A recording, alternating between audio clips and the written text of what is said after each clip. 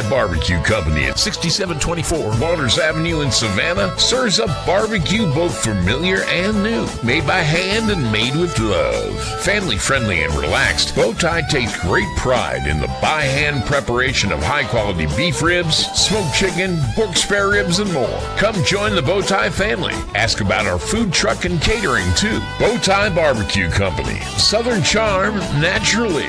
Look for them online at BowTieBarbecueCO.com. This is the Danny Britt Show live from BowTie Barbecue. Christian Gokel alongside the head football coach for your cadets, Danny Britt, as we are back for another game week. 8 teams left in 4A, and your cadets are one of them. We got a massive one coming up on Friday night against Central Carrollton. Obviously, couldn't get there without a really big win this past weekend against Cass. We're going to break all of that down. But, Coach, first of all, always exciting to be talking to you the day before Thanksgiving. That's just a tradition in Georgia that very few teams get to be a part of. Yeah, definitely. And, we take pride in practicing on Thanksgiving, and we've done it for a long time. And I made sure and talked to the boys about that Monday morning when I walked in for the team meeting that, hey, we're not taking it for granted. We're a little bit spoiled, but a lot of teams aren't able to do this. They're done. So we're here and we get to be together on Thanksgiving. It's awesome. And Coach, before we dive into that Cass game and then preview Central Carrollton, listen, none of us are perfect. We all make mistakes, and I have to issue an apology to start the show. I made a very, very big mistake in the cadets universe, and I mixed up the resumes of the Fogarty brothers. Oh, no. So I need to correct that. I said Pat was at Arkansas and Valdosta State. That is incorrect. Sean Fogarty was at Valdosta and Arkansas State. Pat at Bowling Green and then Wayne State before coming back to the cadets. So to the entire Fogarty family, I apologize. I'll take any punishment you wish to deal out there, but you can't mix up the Fogartys. Well, and we'll apologize to everybody but Big Pat. Yeah. We're not apologizing to him. I feel like you take those 3 guys, though, you got a good half of an offensive line right there. It is, no doubt. It is, no doubt. I think he's still got some juice left in the legs. Like one good goal line push, the senior. Oh, definitely. Just definitely. like one play. We'll go one. And then we'll have to cart him off the field. One good play. But again, Coach, y'all get a massive win this past Friday against Cass, a very talented team, 21-7. But felt like a game where you kind of just kept them at arm's reach the entire time. Never felt like it was in doubt. And I thought the defense played out of their mind in this one. Yeah, definitely. Defense played extremely well. The defensive front was just getting after it all night. So yeah, it was really good. I thought defense was striking, even more so. Oh, my papers just blew off. But more so after watching the film, seeing how extreme it was. Right. Like we were striking, baby. Thank you. And I'll say this about the team: this is one of the first comments I made during the Camden scrimmage was. There's execution and there's game plans and there's going out there running your routes and doing all these different things correctly, filling the right holes. But if you can come out and just be violent, you can work with that. Right. I feel like that's carried over throughout the entire season. You mentioned it. There was a couple of clips where there was paint flying. You're going to have to get those helmets refurbished. I don't know if we're going to be able to use those again in the playoffs, but the paint was flying. You guys were hitting people. And my favorite clip, I think you shared it on social media, it's Cam Cody getting triple teamed and holding his own, and then you have Guyton coming in from the right side of the screen, and you just see an explosion of paint chips. It's Georgia high school football at the highest level, and it's played really fast and it's played really violent. Yeah, it was. It's a great clip because actually Cam is splitting the double team there. The center comes off, tries to come off of him then and get Larson. Larson strikes him, puts him on his butt. At that same time, LaDamian's coming in. And the paint, you can see just the paint flying, and so it was nasty. And there's a clip I remember from an SEC championship game where they do like the overhead view, and I won't say the teams because I don't want to sound biased, but it's just you see the violence that they play out where you have, of course, the guys at the line of scrimmage, but you have a linebacker coming on a green dog blitz, running back stepping up, blasting him, and you just see how hard. Right. And you're like, okay, that's the difference between them and every other conference. I think when you see that, you're like, they play football in Wisconsin. Right. And they play football in Nebraska and all around the country. There's not very many states where it looks like that. Yeah, that's a whole different level. And that the violent is the best way to say it. And I think you'd ask anybody we played this year, they would all say that. We strike, we hit, we're tough, we're physical. And that's something, we take great pride in, actually. Well, let's start on the defensive side of the ball. You guys have 4 interceptions. Probably should have been 5 or 6 interceptions in the game. Really, the only touchdown you give up was on a long situation, like at 3rd or 4th down, and they get a long pass over the top. You have 2 guys there. It tips off of your safety's hands into the hands of the receiver. Outside of that, it was just shut down defense all day. I thought the front 4 played really well. Coverage was great on the back end against an offense that's not overly one-dimensional. They can run and pass it. But what stood out to you on tape? Yeah, I think, one, we were harassing. We were in the backfield all night. We were harassing them, so it made throwing really hard. Being violent also is part of that. And that quarterback, I mean, he's a tough kid and has done a good job all year, but he was not wanting to get hit anymore. No. But the back guys, the linebackers and the secondary did a good job. I mean, even on that play, we just didn't make the play. We were in position. And Amari jumped up, got his hands on it, and just didn't bring it down. And tipped it right to their receiver. So, but I thought we all played really well the other night and defensively. And I thought, when we ended up with 4 picks, Mekhi, I think 2, Wyatt, and Jaden. Yeah, and he ends up being our Cool Vibes player of the game. He had, I believe, 11 tackles in the football game, had a couple of hurries, a couple of sacks, and that interception. I think, again, you want guys playing their best football at the end of the year, and he's played very good football all year, but I think it's kind of coming together for him now. Definitely, he's playing. I mean, he has, you're right, played very good all year. He's gotten better and better, and right now, playing his best football. Yeah, and that's really strong player for you guys. Defense played great as a whole all night. Offensively, you can tell that there's a lot of fans of Benedictine who are also fans of Georgia, because there's guys who grew up listening to Larry Munson. I'm not going to name names, but there's people who have come up to me and said, we won, but. I'm like, no, there's no but. When you win in the playoffs, there's no but. You won the football game. And it's very fatalist. Like, your team's never good enough for the other team's the 85 Bears. Every single time you go up against somebody. So they're saying, hey, offensively, man, we only scored 21 points. And I think we've talked about this before. Sometimes how the game goes dictates the strategy. And with this one, they weren't going to score on you unless something crazy happened, like the tip ball right there. So for you guys, second playoff game in a row where they're really only sending 3 or 4 guys. They're dropping 7 or 8 guys at a time in coverage, saying, hey, you're not going to beat us over the top. Look at the stat sheet. You guys run for 300 yards in the football game. So it's just, I understand people want over-the-top passing and they want the post routes and the big-time plays, but when you can grind out 300 yards on the ground in the playoffs, I think you're doing okay offensively. Yeah, definitely, and that's what we had to reiterate to the kids was that, they did some things really well. We missed a few things, but other than that, we did what we needed to do to win the game. And you're right. And I tell you what, the biggest factor of that is we got the interception. They had worked, past the 50 again. We got an interception there by Jaden. It was 6:56 on the clock, right? Almost just under 7 minutes. And we knocked out 5 first downs to end the game. And they, at that point, had said, okay, they were selling out. Okay, we're going to try to stop the run. And we just said, no, we're going to close it out. I mean, Coach Phillips actually was like, Coach, can we throw a pass here? And I said, you can, however, because it was open. I mean, we could have hit Bubba and scored another touchdown. Maybe everybody had been happy, but then they'd have had another chance. And I'm like, but why should we? He had started calling the timeouts already. I said, we run it here. They're calling another timeout. Then all we got to do is we got 2 downs to get a first down, and it's over, So, and it was. So, there's also, I have to say, just like I said in the post game, we lost our center early. That is huge, huge, huge, huge. When you lose your center, it changes everything. And then Colin had to go to center. Carlton had to kick over to the other side. I mean, just so many different factors that we had to do. And then Turner had to come in, and Turner had to start making calls and, playing, guard. And then Turner had to go to when Noah went out for a short period, Turner had to go to tackle. So all of that shifting, causes problems too. So we found a way to win the game, and I'm very proud of the kids for that.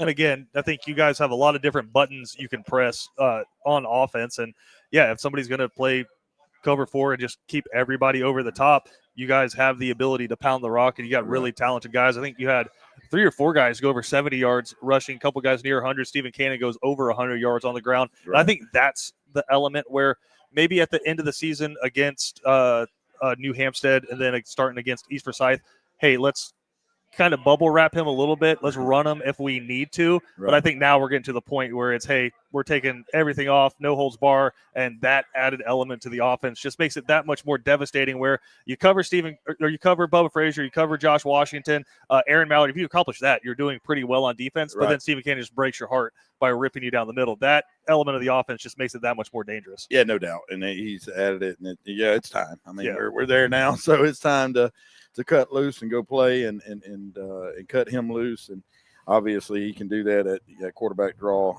that he took. I mean, nobody was touching him. Right. He was gone. And he can continue to do that.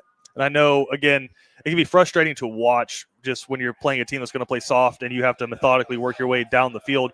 Do you expect to see that coming up on Friday? And if you guys advance further, or do you think you're getting to the teams much like Ware County and Perry did, where they feel like they can match up with you on the outside and they're going to stack the box? Yeah, I think they're going to do what they can do to win the game. They're not going to be. Yes, they're going to match up. Yeah. Does that make sense? Yeah. I think they're going to match up. They feel confident in what they have and what they do. I think it's going to be a little more balanced and say, hey, we'll be balanced, you be balanced, and we'll be better than you. That's what they're trying to say. Again, a big 21-7 win there. The coin flip means you're at home this week. And I know you're not even thinking about it, but just for the fans, if BC was to win this week, regardless of the result, they will be at home coming up for the semifinals. But got to take care of business first against Central Carrollton. A couple of notes I want to talk about, Coach. Number one, Bubba Frazier. Been unbelievable all season. He gets named the Michael Finicaro Award winner for the top overall male athlete in Savannah, and I think we probably could have predicted that before the season. And it's hard to give somebody their flowers while they're still playing, but when we look back 2-3 years from now, we're going to realize really how special that dude was. Yeah, no doubt. Now we gave him applause today, both before and after practice. Because he won that, and I think he's obvious candidate for me, in Savannah, and I'm proud of the other coaches and media that voted him there. I was just concerned, to be honest with you, that they wouldn't do it for him, and everybody did, and he certainly is deserving. And I know he's one of those guys. I was talking to somebody about him. They're like, that kid's going to Notre Dame. I was like, yeah, and they're like, I watched the game. It's like he didn't do too much. I was like, go back and watch all the games. Yes. And they talk about that. But the other thing is, if he's playing at a different high school, probably getting 30 touches a game and setting all kinds of records, but just inside the system with all these other great athletes,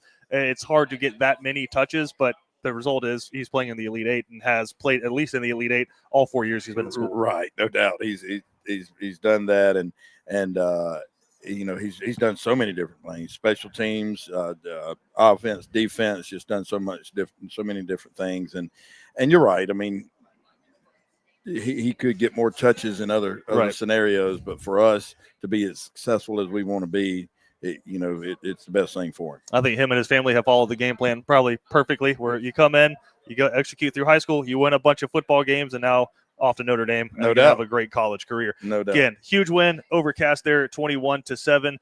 We got some injury updates that we'll get when we come back here, just talking about the overall health of the team, and then we'll preview Central Carrollton next, right here on the Danny Britt Show.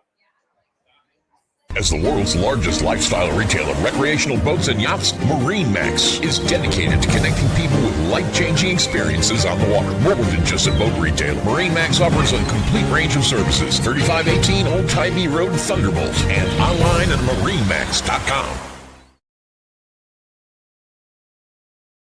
Sapelo Straw Company. With Sapelo Pine Straw, you can expect fresh, clean pine straw, fast and reliable service, and a beautifully finished yard. We take pride in neat professional work. Call 912-254-1009 or look for us online at sapelostraw.com. BowTie Barbecue Company at 6724 Waters Avenue in Savannah serves up barbecue both familiar and new. Made by hand and made with love. Family friendly and relaxed, BowTie takes great pride in the by hand preparation of high quality beef ribs, smoked chicken, pork spare ribs, and more. Come join the BowTie family. Ask about our food truck and catering too. BowTie Barbecue Company. Southern charm naturally. Look for them online at BowTieBarbecueCO.com.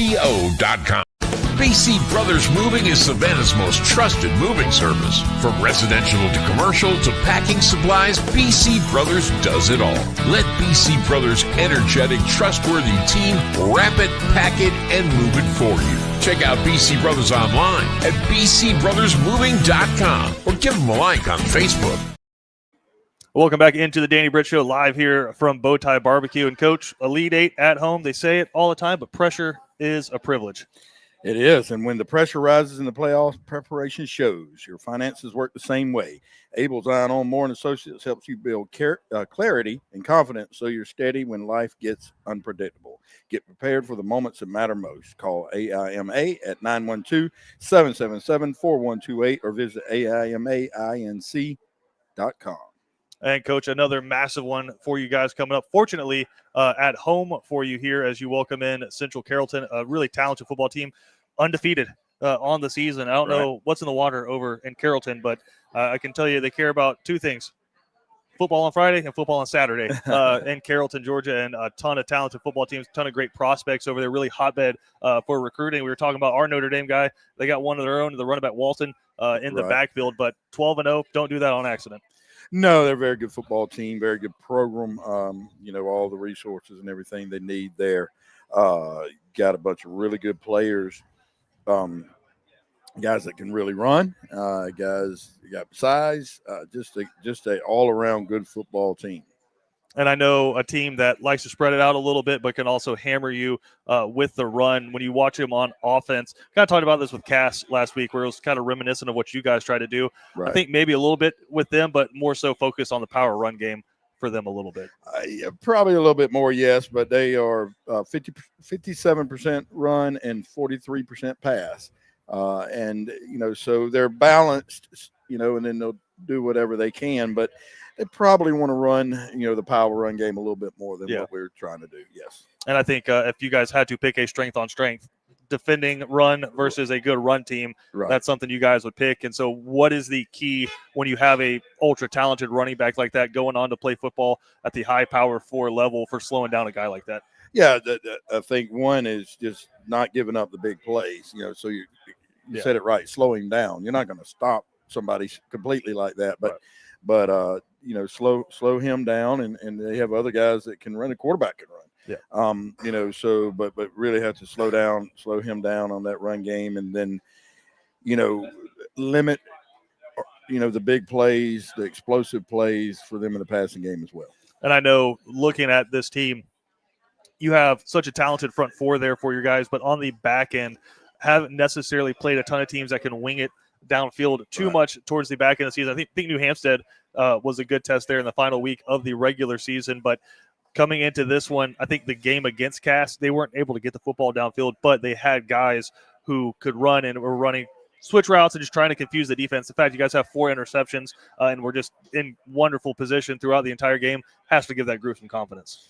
As it should, and they've played pretty well all year, and it's going to be a little bit different matchup. They have a little more size, a little better offensive line, give their quarterback more time, and this quarterback is a little more accurate too.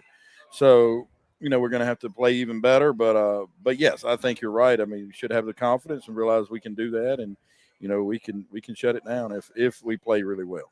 And I know, again, it just depends on the personality of the player. Some guys, I think, thrive at being the big fish in the little pond. I think some guys, you kind of get the look in their eye when they're like, hey, I know I've been good here, but this is my opportunity to kind of take it to the next level. When you talk about how talented their offensive line is, the running backs, wide receivers, quarterback that they have, when you look at your guys, what's the excitement level been like this week for the challenge? I think they're really excited both about that challenge and just playing football during Thanksgiving. I made a point Monday in the team meeting to make them understand that forget about don't worry about pressure or what may happen next week or the next week. You just appreciate the moment and live in that moment every day at practice, and the fact that you're playing football again in the Elite Eight on Thanksgiving, and let's just look forward to Friday night and be excited about that. And I think they are. And I think one of the things offensively you guys did well, I know didn't necessarily light up the scoreboard, but I thought you played complementary football really well this past Friday, where it came to there weren't a ton of 3-and-outs. You guys were able to pick up first downs, and that's important even if you don't put points on the board, to let the defense at least have some kind of rest before you go back out there. And I think that's something that's kind of getting lost the more we go spread, hurry up here in high school, college, and the NFL. But we're able to keep the defense off the field, breathing a little bit, so when they came back on, they were fresh. how crucial is that going to be? Not just offensively, third down, but getting off the field defensively coming up on Friday. It is. It's very crucial. You're going to have to make the most of your every time you get the ball. Yeah.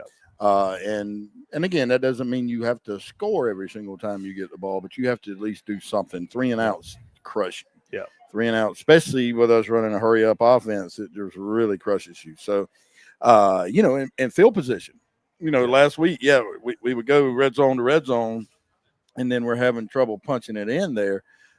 But at least we were getting great field position. We were keeping them in negative field position. Yeah. So all of that is important. And I know kicking game going to be really big for you guys as well. It's been kind of hit or miss with the field goal Right. the last few weeks. And does that kind of factor into, hey, once we get inside the 20, does it maybe become 4-down territory? We'll see. I mean, I don't think so. I still have a lot of confidence in Parker. He's missed a couple from that right hash, and he's working on it a lot, and very strong leg. But we'll see how we're feeling on Friday in particular, and then how we go from there. But there will be times when we just feel like, okay, the confidence isn't there and what we're doing. So it becomes a 4-down territory. And I think correct me if I'm wrong, but there was a kickoff where you guys went short, but I saw you kind of doing this motion. I think you maybe wanted a little bit deeper than they put it. So when it comes to kickoffs, I think John Britton put a couple in the end zone. One was just the bounce of the gods, where it took a left turn instead of bouncing out of bounds and went to the end zone. But another one, he just stuck in the end zone. Right. When it comes to Friday night, so it's be cold. No, usually that's not great for the ball flight, but I know coverage is going to be massive against a really talented team with a lot of good athletes. It is, and we try to sky kick some, and we would do that some, but we got to be able to kick the ball deep, and so we got to do it. We got to cover. I mean, it's just massively important. And you talked about some of the injuries across the offensive line that you guys sustained. Just kind of give us a preview of what that 5 is going to look like rolling out there on Friday. Yeah, I mean, as we lost Reef last week.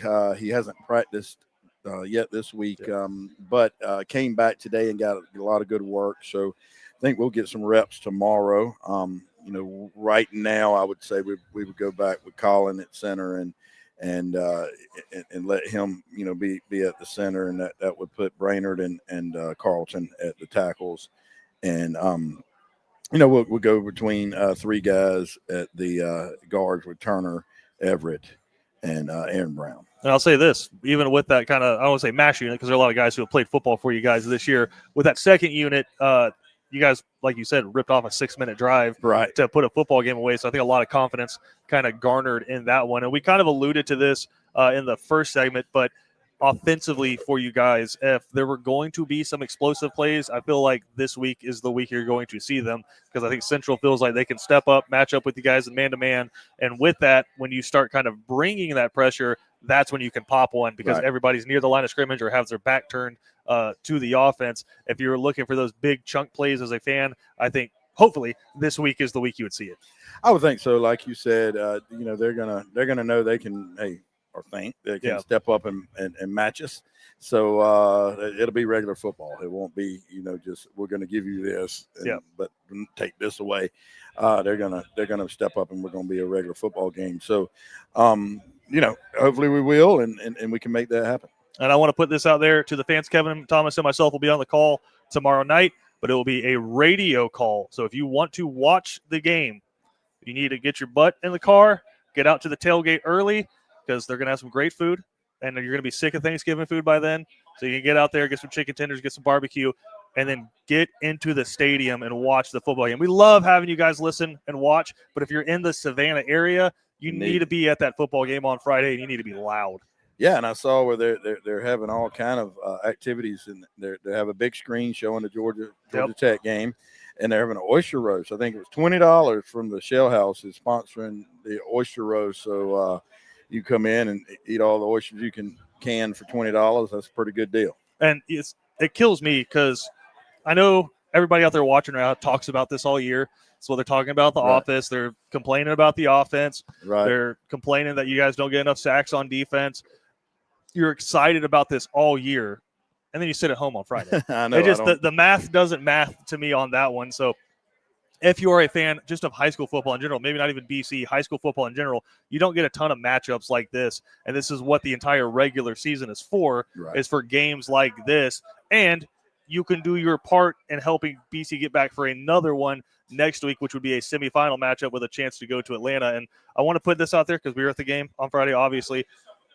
We need people loud when the defense is on the field, quiet when the offense is on the field. Because I think some people get loudest when the offense is on the field because you got to block him, you got to catch it, you got to throw it to him, he's open. Quiet when the offense is on the field, but I don't think I'm wrong in saying you should be standing and yelling the entire time the defense is on the field. No doubt. Certainly when defense gets out there, let's get up, let's get loud, and just quietly cheer for the offense. Get excited when they're scoring and stuff, but when Steven gets to get them set, then let's quiet down a little bit. And I'm going to invoke some Irk Russell here because I think peer pressure works really well. If you are a fan and you are going to the game on Friday and you're sitting there thinking, I'm good, I'm doing my job, I need you to GATA a little bit with the people you know around you who are maybe not going in. The reason I say this, Coach, is we had people straight up tell us last week, I just stayed at home and watched. I knew I could watch it, so I just stayed at home and watched. Again, if you're in Tel Aviv or you're in Bangladesh, I get it. But if you're in the state of Georgia, you need to be there on Friday and you need to be loud, that home field advantage. And we do all of this, like what we're doing right now, all the coaching that you do. I understand the fan base is a huge part of it, but it's for the 11 guys on the field at a time, and they need to look up in the stands and see a full rowdy crowd. Certainly, and this is after Thanksgiving. They'll be expecting it. So, we need a big-time crowd. It needs to be a big-time atmosphere, honestly, so we can win this game. I mean, we're not going to win it unless we have that. And it's a real thing when you're playing on the field and you've got 3,000-4,000 people behind you. That kind of swells the energy right there. And you said Thanksgiving there, Coach, and we always appreciate your breakdowns here. So I need the Danny Britt Thanksgiving Day game plan from the time you wake up to the time you pass out watching the Cowboys. What's happening in between? So it's not going to be exciting this year because it's just Steph and I. But we'll get up really early, probably 5:30 or so, and come in and get practice ready. We'll practice 8 to noon, hang out, with the coaches and make sure everybody's gone, probably get home about 11:30. And then actually this year it's going to be very different. Steph and I, she's got something planned for us to go eat somewhere. Let's go. Normally, we have the family there and they're cooking and we come back and we do the whole deal, but everybody's staying, home. I guess DeMarcus is staying in Atlanta, and then Saylor wanted to stay in New York and they're going to the Macy's Thanksgiving Day parade. They wanted to do that. So Southern is flew up this morning to be with her. Okay. So they're doing that, and we didn't want to, rob that of them. So it's just Steph and I. Oh, a lady. We got to include ladies. That's it. Lady's a big part of it. Saylor and Southern, say hi to my sister Hannah. She'll be at the parade as well. She lives up there in Brooklyn, so she's going to be out there. That's her thing she's most excited for every year is that Thanksgiving Day parade. So that's big. We'll have some big-time college football on Thursday, and then getting ready for a massive game on Friday. And, Coach, I know your Georgia Southern Eagles didn't necessarily play like you needed them to play last week, but still fighting for that playoff spot or for the bowl game spot. Yeah, if we can beat Marshall this weekend, we'll be bowl eligible, and I think we have a very good shot of doing that. It was bad against Old Dominion. I was at the game Saturday, and it was ugly. So hopefully we'll play much better up at Marshall and get a win, and that'll be nice if we can get a win and get eligible. That's it. Again, massive one coming up on Friday night as your Cadets take on Central Carrollton for a chance to host a semifinals game. Get out to Memorial Stadium, be loud. Like Coach Britt said, the BCAA hosting a tailgate. You'll be able to watch the Georgia Tech game. You can pay for part of the oyster roast. I mean, there is not a better atmosphere in high school football all across the state of Georgia. So get out, be loud, support your Cadets, and hopefully we're back here next Thursday for another game week. No doubt. Go Cadets.